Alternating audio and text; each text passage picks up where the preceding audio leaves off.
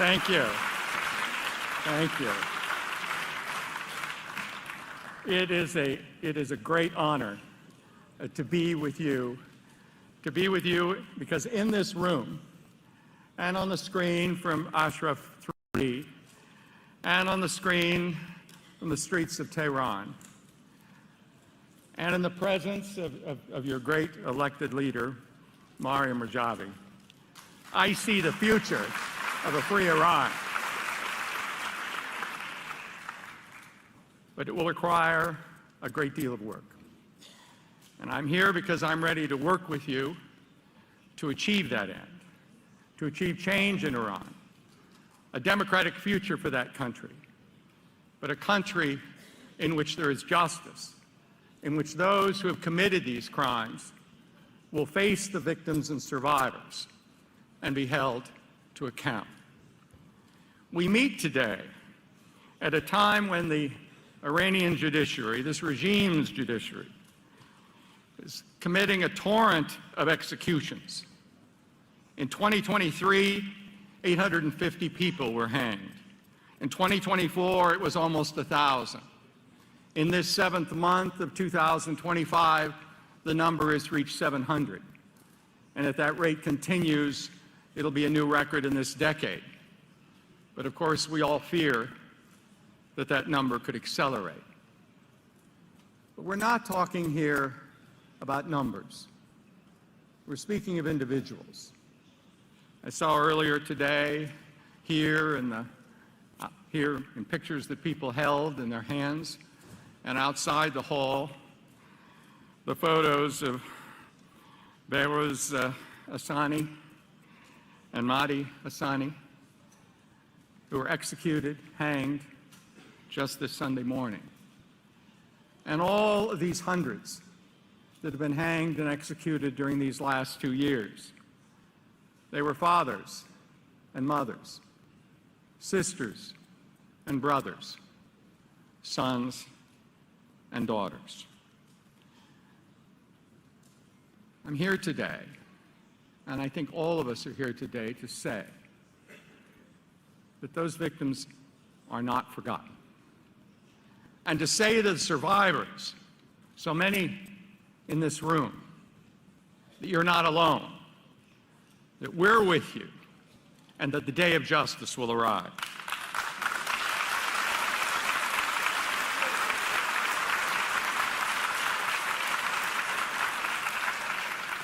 Now, we see what this regime is doing. It's not charging anyone for any conduct, any acts of terror. It's charging people for phony crimes like enmity against God or corruption in the earth, based upon confessions elicited under brutal torture that are ridiculous in their facts and found by judges after trials of only minutes. What the regime is doing is trying to suppress dissent, trying to suppress the pent-up desire for change in Iran, trying to put people in fear, trying to terrorize its own population. And now we fear that it could accelerate, that we be headed for another time like that awful period in 1988, the victims of which we see commemorated outside this hall, when 30,000 men and women, girls and boys, were brutally, judicially murdered by this regime, charging them with holding on to beliefs, when the only belief that they held on was the idea that Iran could be a normal country, a country in which its people could decide how they would be ruled.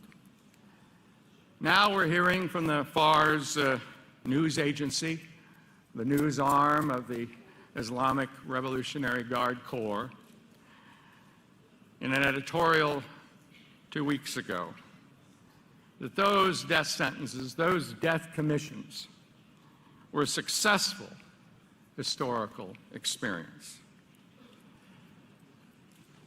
Well, that experience, those crimes, then and now, are crimes against humanity. They're crimes against not only the people of Iran, but against all of humankind in the dozens of countries that have put crimes against humanity in their statutes and in any international court or tribunal that might be established in the future. I come here because I'm an individual that's been involved in prosecuting those cases. I came from the United States, a prosecutor, a U.S. attorney like Mayor Giuliani. And we put bad guys away in Iowa, too. You may have had more of them in New York.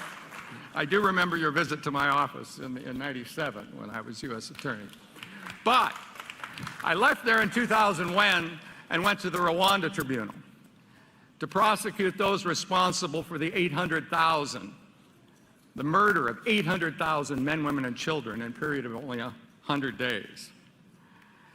I went from there to the Sierra Leone Special Court to prosecute the president of the neighboring country that has supported a vicious campaign of terror against the neighboring country, killing more than 50,000 people, amputating thousands of arms and legs, and committing horrendous acts of sexual violence.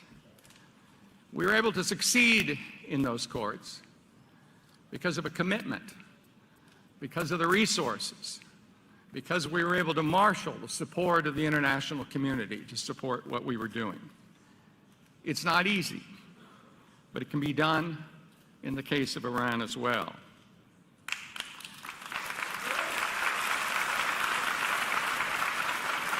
Let me just mention one example. 3 weeks ago, I was in Bosnia at Srebrenica. And you may remember that 30 years ago this month, that was where 8,000 Muslim men and boys were brutally murdered in a UN safe zone, while the world could not believe that it was happening. I went to the 30th commemoration, where more of their bones were interred. Now some 7,000 of those victims have been returned, their bones, to their families. And their families were sitting on the graves of their sons and husbands and brothers. I remember being there many times beforehand and meeting in particular with the survivors. The one that's the most indefatigable person I've ever known is Munira Subashik, who heads the Mothers of Srebrenica.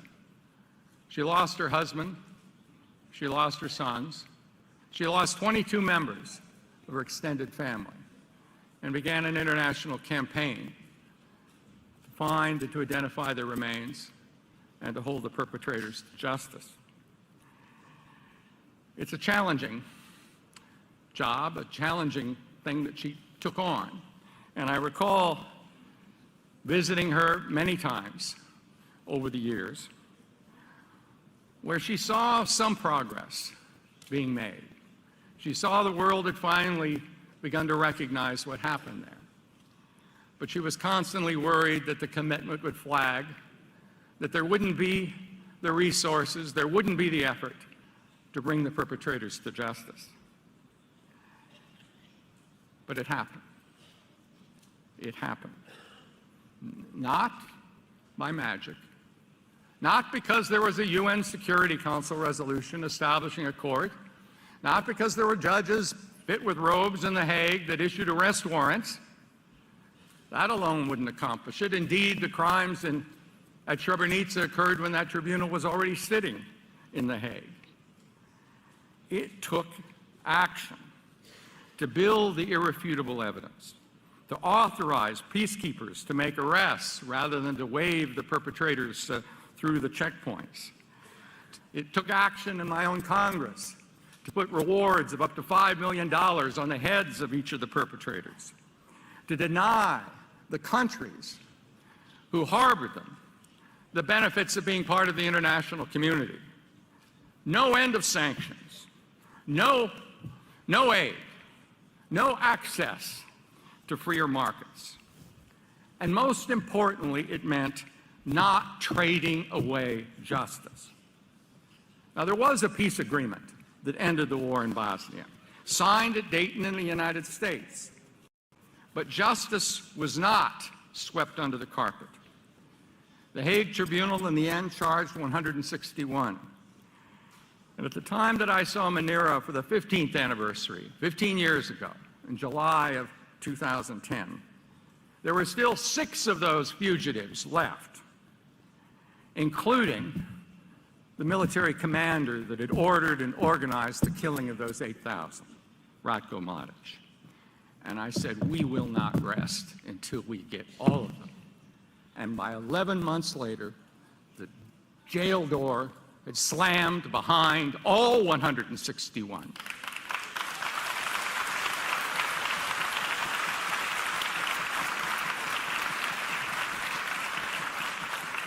And today, Ratko Mladic is serving a life sentence after a trial where those victims and survivors, including Manera, were able to testify. As I said, similar things happened in Rwanda and in Sierra Leone, where we finally brought the president of the neighboring country to trial, thanks to the intervention of President Bush. But those were situations where there was a tribunal to go to.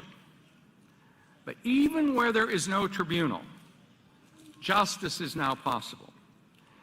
Deeply involved in the situation in Syria, a regime that survived as long as it did because of the support from Iran and from Russia. A regime under Bashar Assad that drove half of its population off, killed more than 500,000, the largest share of which were tortured to death after being disappeared and detained.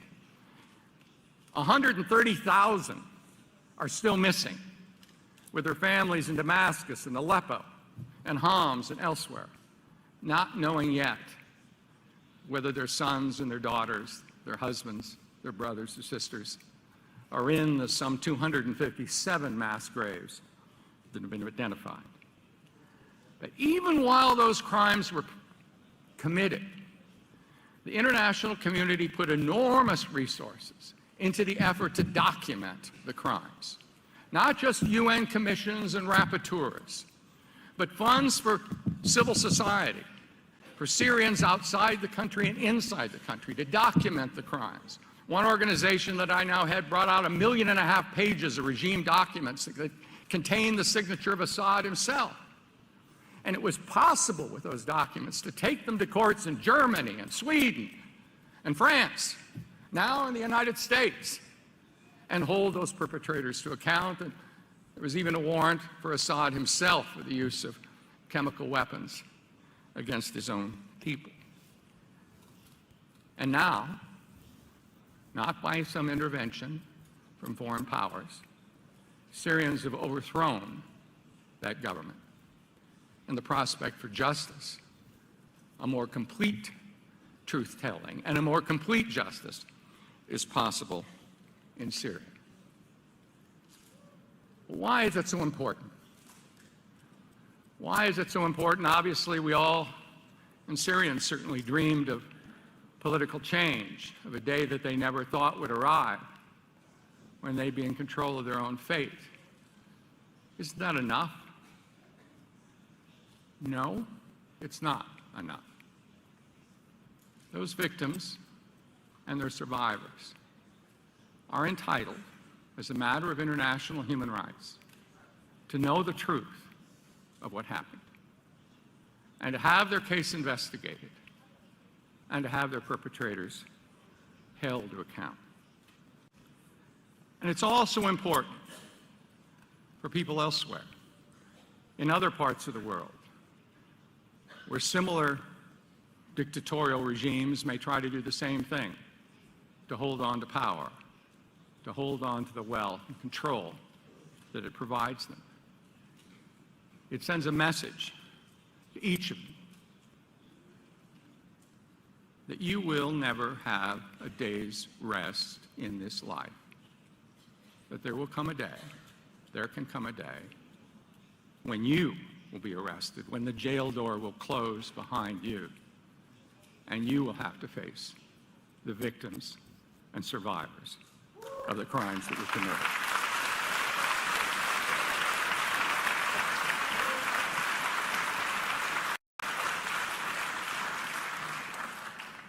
What's needed? It clearly takes more than words. First of all, it takes a commitment not to trade away justice. I mean, one could sadly imagine that if the regime today said, oh, we'll forget enrichment, people would forget about justice. That can't be the result. We've had in the past moderate-sounding leaders in Iran, and they said, we'll make changes. You just have to help us stay in power. That's not an offer. That's not an offer that can be accepted. There has to be justice. It also takes the kind of thing that we've had in Syria. More than UN commissions, more than the great special rapporteur that wrote the report and found that these were international crimes that were committed in 1988, and that was an extremely important declaration to come from the international community. More than the fact-finding mission established by the Human Rights Council. They will write reports. But as I know as a prosecutor, when it comes to actually holding people to account, you can't just put in a report and say he's guilty. You need evidence that meets judicial standards. You need to be able to identify the perpetrators that are available. You need to find the people that are traveling internationally. You need to find those actors that are non-Iranian, that are assisting this regime, whether they're persons or companies that are making these crimes happen. And you need to have evidence to hold them to account.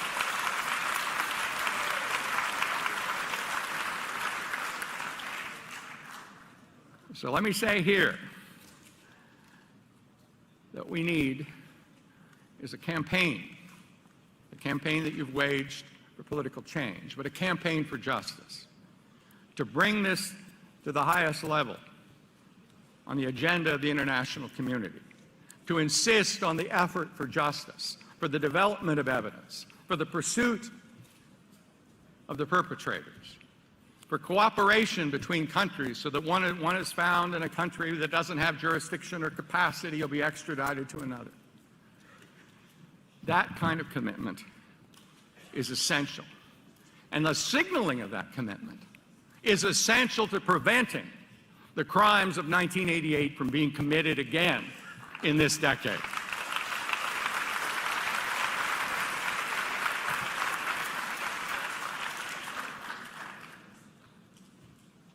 The world's resolve will not be measured by words. It requires action. And let us begin here this action for justice. Then we can see a future in which the victims and survivors of the crimes that affected everyone in this room and people across Iran, and that are a threat to all of humankind, to see that the perpetrators of those crimes are brought to justice, and that free Iran begins tomorrow. Thank you.